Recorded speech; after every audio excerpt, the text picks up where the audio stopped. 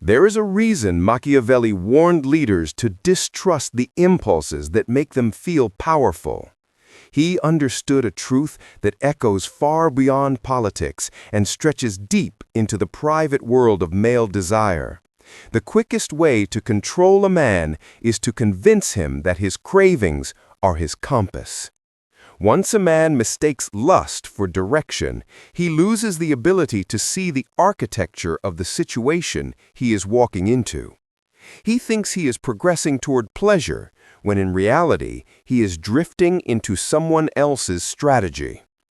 To understand why so many men fall for lust, you must first understand the peculiar blindness that overtakes them in the presence of feminine allure. It is not stupidity. It is not weakness. It is a distortion created by biology, ego, and fantasy merging into a single intoxicating force. Every man carries an internal mythology about women, a myth built by early experiences, insecurities, and the unspoken belief that affection from a woman confirms his worth in the world. The tragedy is that this belief system operates silently, influencing behavior while remaining invisible to the man himself. Machiavelli would say that any force strong enough to shape your decisions without your awareness becomes a subtle form of governance. Lust governs men precisely because it arrives disguised as freedom. A man feels alive when desire surges. He feels decisive, confident, even unstoppable. Yet these sensations mimic power while destroying it. They push him to react instead of observe, to idealize instead of evaluate, to protect illusions instead of defending his actual interests. He doesn't notice this shift because everything feels urgent, meaningful, and deserved. There is something profoundly dangerous about urgency without clarity. A man swept by lust becomes convinced that proximity to the woman he desires will resolve the ache inside him. He begins negotiating with himself long before she negotiates with him. He lowers standards, suppresses doubts, distorts red flags, and rewrites her intentions into something that justifies his pursuit. His logic becomes the servant of his fantasy. Machiavelli would call this the moment a man ceases to rule himself. He has entered a battlefield without armor, carried forward by the illusion that passion itself can protect him. Women who understand male psychology, even subconsciously, quickly notice this shift. They don't need malicious intent to use it. The dynamic emerges on its own. A man enchanted by his own desire broadcasts his vulnerabilities. He reveals what he is willing to sacrifice, how much attention validates him, how far he will bend to be chosen. This is why Machiavelli insisted that power is rarely taken, it is almost always offered, and men offer it most willingly when they believe love or lust is on the verge of rewarding them. Men fall for lust because they treat it as a revelation rather than a temptation. The sensation of attraction feels prophetic, as though the universe has opened a door and invited him to step into a destiny shaped by romance and fulfillment. He forgets that desire is not a sign of compatibility, nor is it evidence of good intentions. Desire is simply the beginning of negotiation, but most men interpret it as the end. They imagine that the woman must share the same experience, the same emotional urgency, the same intensity.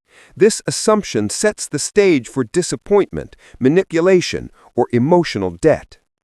What Machiavelli understood, and what modern men often ignore, is that any emotional state that elevates another person to the role of a savior inevitably diminishes your own sovereignty. Lust tricks men into believing they are choosing when they are actually submitting. It invites them into a game where their investment grows faster than their awareness. The more they crave the outcome, the more they misinterpret signals, the more they ignore their own boundaries. Desire becomes a leash, and the man convinces himself he is holding it, unaware that he is the one being led. There is also a deeper layer to this dynamic, one that speaks to the loneliness many men carry beneath their personas. Lust becomes a shortcut to intimacy in worlds where emotional validation is scarce. A man who feels unseen gravitates toward the illusion of connection that physical desire promises. He wants to believe that the woman who catches his attention sees him as he wishes to be seen. This vulnerability is rarely acknowledged, yet it shapes countless decisions. For such men, lust is not merely physical, it becomes symbolic. It represents hope, redemption, transformation, and escape. Anything that carries this much meaning can easily be exploited. Machiavelli would argue that a man ruled by longing is easier to influence than a man ruled by purpose. Purpose requires discipline, patience, and the willingness to endure solitude. Lust requires nothing but imagination, and imagination builds faster than reason. You can imagine a woman's loyalty before earning it. You can imagine her desire before observing it. You can imagine a future with her before understanding the present. Imagination turns a stranger into a fantasy, and fantasy turns a man into a volunteer for his own deception. Yet the point of this analysis is not to shame men, but to awaken them. Lust is not the enemy. The danger lies in letting it drive the entire vehicle. A man who understands his desires, who recognizes their power and their distortion, gains the ability to choose with intention rather than impulse. This is the kind of man Machiavelli would respect, a man who can experience desire without surrendering his judgment. Such a man does not rush to prove himself, nor does he rearrange his life to fit into the contours of a woman's expectations. He remains present, grounded, and alert, studying not the fantasy, but the reality unfolding before him. Imagine what changes when a man approaches attraction with this mindset. He does not assume that chemistry equals compatibility. He does not confuse attention with affection or validation with commitment. He does not interpret feminine charm as evidence of genuine investment. Instead, he recognizes that early interactions are a negotiation of values, interests, and intentions. He allows himself to enjoy the thrill of desire without letting it govern the outcome. This approach does not make him cold, it makes him sovereign. The modern world has forgotten the value of sovereignty. Men are encouraged to chase, to plead, to prove, to win approval through displays of devotion that often serve no purpose other than inflating someone else's ego. But Machiavelli would remind them that the man who cannot control himself will inevitably be controlled by others. This is not cynicism, it is observation. Desire that is not tempered by self-awareness turns men into participants in strategies they cannot see. They become convinced that the woman holds the key to their worth, when in reality they have locked themselves in from the inside. The moment a man understands this, everything changes. Lust becomes clearer, sharper, less manipulative. He can appreciate beauty without losing balance. He can pursue connection without abandoning discernment. He can offer affection without bargaining away self-respect.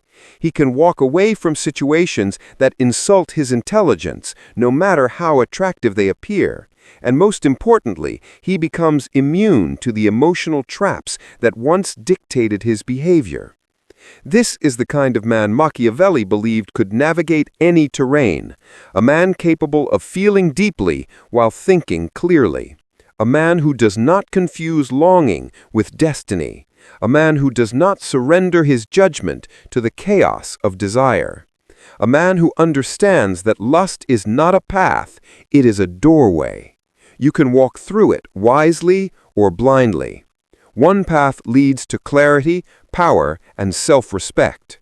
The other leads to self-deception, regret, and the painful realization that you handed control to someone who never had to ask for it.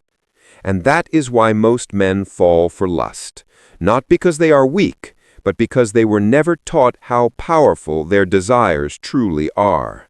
A desire you do not understand is a weapon pointed inward. A desire you do understand becomes a force you can wield. This is the lesson Machiavelli would insist every man learn. Master your longing, or someone else will master you.